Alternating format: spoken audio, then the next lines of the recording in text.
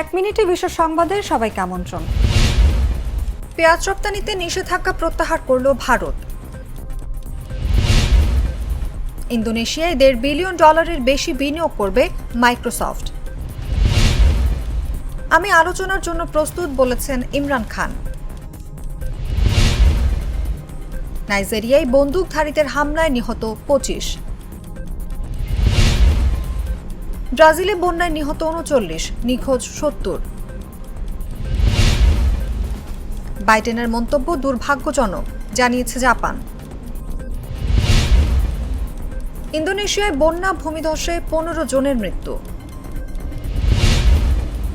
কানাডায় শিখ নেতাকে খুনের ঘটনায় 3 ভারতীয় গ্রেফতার।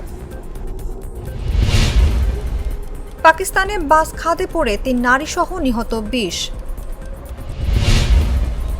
গাজায় 1.5 লাখেরও বেশি অন্তঃসত্ত্বা নারী পানি শূন্যতায় ভুগছেন।